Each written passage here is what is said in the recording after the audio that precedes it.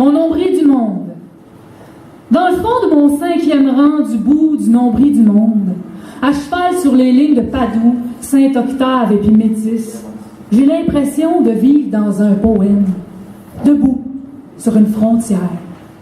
Je peux comparer les cils de mon chum à des troncs de bouleau sous le soleil couchant d'hiver parce que j'en vois souvent. Je peux dire que sa peau sent le sapin sans que ce soit un cliché.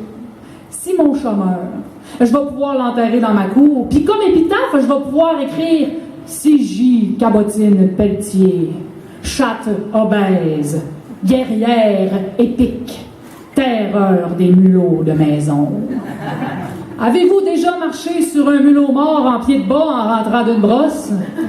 Moi, je peux dire que oui. En revenant d'une raille de raquettes, j'ai ramassé les plumes d'un jet bleu qu'un rapace avait dévoré.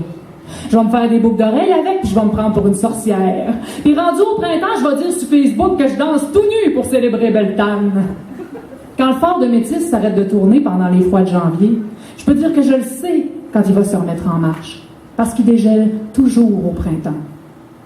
Je peux dire que je me suis déjà coincé le mamelon entre deux bûches en rentrant du bois. Ça fait de moi quelqu'un d'unique. Dans le bois en face de chez nous, j'ai répertorié des traces de perdrix, de lièvres, d'écureuils, de chevreuils, de renards, d'orignaux, de pécans, de coyotes, de lynx. Ça me fait peur. Puis j'aime ça. Je peux dire qu'il y a une belette sanguinaire qui se permet de me narguer dans ma cuisine. J'ai décidé de l'appeler Billy. Je peux dire que je le sais ce que ça sent une mouche. Je peux dire au mois de mai, les milliers de grenouilles leur crient dans la nuit comme des criquets humides. Je peux dire les voisins qui m'appellent en octobre pour venir goûter le cœur et le foie de la bête fraîchement tuée.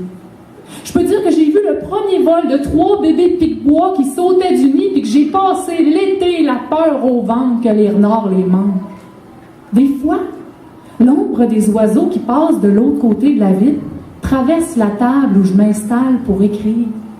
Je peux dire que j'écris sur le dos des oiseaux. La roche coupante d'un bord de grève m'a fendu la main, le poêle à bois m'a brûlé le poignet, les épines des rosiers sauvages me transpercent les doigts, les guêpes me piquent à l'automne. J'ai des taches rouges de fer sauvage sur les mains l'été, les ongles noirs de terre, les genoux verts de pelouse, les paumes jaunes de pissenlit. C'est pas moi qui écris de la poésie, c'est la poésie de mon coin de pays qui s'écrit sur moi. À force de vivre dans un poème, c'est moi qui en deviens un. Quand j'ai mal à l'âme, que je comprends plus le sens de la vie, je vais jouer dehors, puis je m'oublie.